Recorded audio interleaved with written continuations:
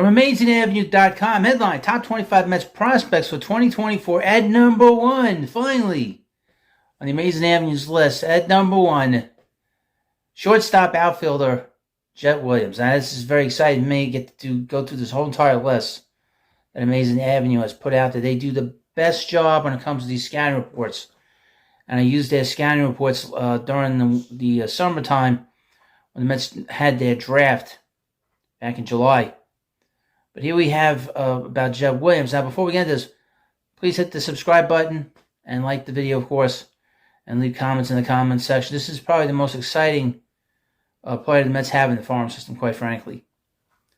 And the biggest knock on him is his height, his size. He's very young, and he's a quick riser to the Mets farm system. He's 5'6". He's 20 years old. He's going to be 21 next November. Just turned 20. Jett Williams has always been one of the smaller people on the field, if not the smallest. Those who have doubted him because of his smaller stature have given Williams a chip on his shoulder and have fueled him since his days playing Little League. In high school, he made the Rockwall Heath high school varsity baseball team as a freshman and helped lead them to state playoffs in virtually every season that he played for the Hawks. And his junior senior year is arguably the most important for a high school player. He hit .347 with 5 homers, 15 stolen bases, and a .411 on-base percentage, with 7 home runs and 24 stolen bases. The hard work he put in paid off, as he was considered one of the best talents available in the 2022 MLB draft. With the second-round pick in the 2022 MLB draft, the 14th overall pick, the Mets selected Williams. He signed roughly a week later, foregoing his commitment to Mississippi State University, agreeing to a $3.9 million bonus, a few $100,000 less than the MLB assigned slot value of $4.24 million. The 18-year-old was assigned to the Florida Complex League Mets to begin his professional career and appeared in 10 games for them in the month of August, hitting .250 with 1 home run, 6 stolen bases, and as many attempts, and drawing 4 walks to 6 strikeouts. That winter, Amazing Avenue ranked Williams the Mets' 5th best prospect. Williams began the 23 season assigned to the St. Lucie Mets and played there until the end of July when he was promoted to the Brooklyn Cyclones. In those 79 games, he had respectable .249 with 12 doubles, 6 triples, 6 home runs, 32 stolen bases, and 38 attempts, and 69 walks to 76 strikeouts. While many hitters struggled when sent to Brooklyn, it was quite the opposite for Williams. On August 1st, his first game in the Cyclones jersey, he went 1 for 2 with a double, stolen base, and 3 walks to 1 strikeout. In their first series against the Jersey Shore Blue Claws, he went .294 in 6 games with a double, 3 stolen bases, and 4 attempts, and 8 walks to 6 strikeouts. In the 36 games he played for Brooklyn, he hit .299 with 9 doubles, 2 triples, 7 home runs, 12 stolen bases, and 13 attempts, and 33 walks to 32 strikeouts. In mid-September, he was promoted to the Binghamton Roma Ponies to finish the year and went 5 for 22 of them, hitting 1 double, stealing 1 base, and walking twice to 10 strikeouts. All in all, Williams appeared in 121 games that hit a combined .263 with 22 doubles, 8 triples, 13 homers, 45 stolen bases, and 104 walks to 118 strikeouts. His 104 walks led the system in doing so. The 19-year-old became the first team to lead the Mets minor league system in walks since David Wright did so in 2002. The 5'6" Williams stands square at the plate, holding his hands high and angling his bat at 12:30. He swings with a big leg kick and a short levered swing that is quick to the ball. Jett is perilously close to the ideal modern position player prospect. Hits the ball hard on average for a 20-year-old with ideal vertical and horizontal spray. While he may be the shorter side for what is considered viable in professional baseball, Williams is athletic and has strong arms and a thick lower body.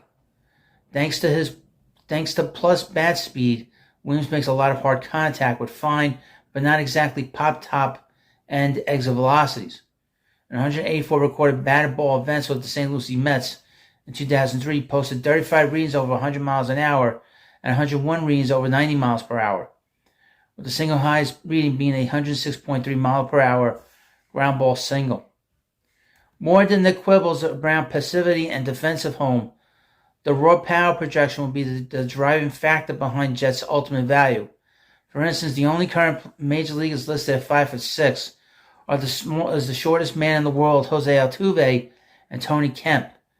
And the former is the only player of any sort of high-end production at 5'6" or shorter in the last 30 years. Altuve has typically run max exit velocities of 106 to 110, and Jett is currently living at the bottom of that range. Kemp, on the other hand, has never hit a ball harder than 104 miles per hour in the big leagues. Far from a one-dimensional pull and lift slugger, Williams uses the entire field, pulling the ball at a 45.2% rate, back up the middle at 28.1% rate, and going to the opposite field at 26.7% rate. While there are certainly more factors than how he used the field, Williams' late swoon in Binghamton coincided with the stark shift in how he hit the ball, with his pull percentage ballooning to 53.8% and his opposite field percentage dropping to 15.4%. He makes high-quality swing decisions, rarely expanding the zone and showing a willingness to lay off pitches he knows he can't hit.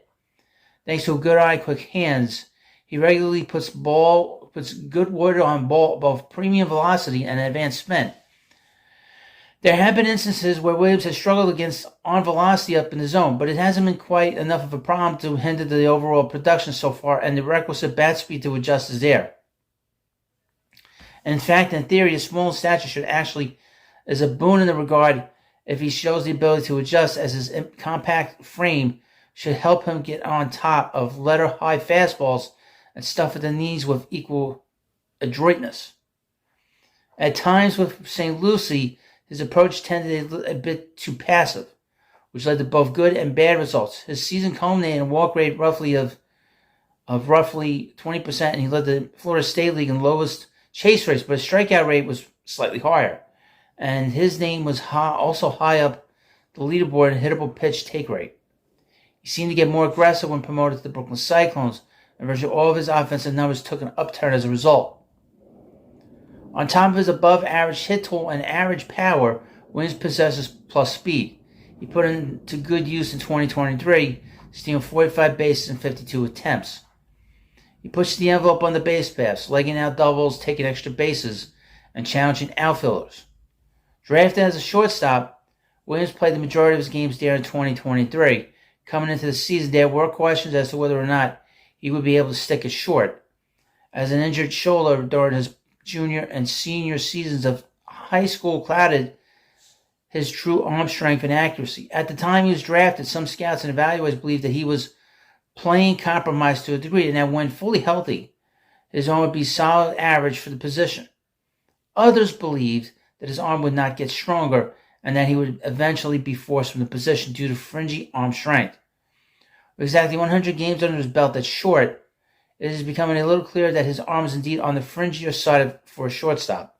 That does not mean, however, that Williams will not be able to play the position for years to come. He made many strides in 23 in other aspects of the position, including footwork and glove work, and with continued work should be able to handle the routine plays and then some for years to come, especially with the excellent range his plus speed and athleticism affords him. While Williams hasn't played any second base as a professional yet, he made 21 starts in center field, and being able to play center is a much more attractive alternative the second. His plus speed and athleticism are once again excellent boons, as he has shown plenty of range and afterburners to close in on balls.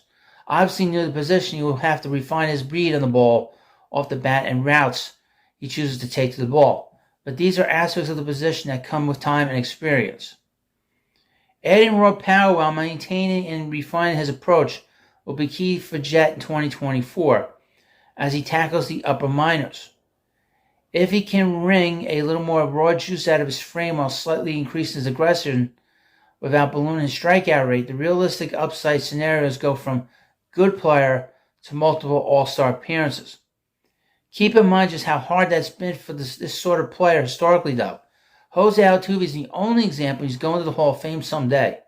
The more realistic outcome is still a very good player, one with more limited power, but strong on-base skills and solid defense at an up-the-middle position. That's still someone the Mets or any other team would love to have. So this is a very exciting player.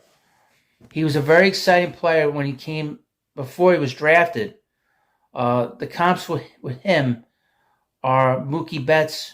I mean, that was the name I heard, that he's a Mookie Betts type, but obviously the power is very much behind, obviously, Mookie Betts, and obviously around the smallest man in the world, Jose Altuve. But you have a player here, this is probably the future leadoff hitter on the Mets. I mean, he's probably going to be leading off on this team. So his development, there's no rush to push him to get to the big leagues. He's going to be in Double A, I would think, to start the season. He's going to get to the Double A very, very quickly, and in all likelihood, he's going to get to Triple A this year. So, and it's very, very exciting. I can't wait to see him in spring training. He's obviously been playing and getting his reps in early on with the Francisco Lindor. So, you let me know what you think about this video. Of course, please subscribe to the Prospect Hut, and I'll see you later.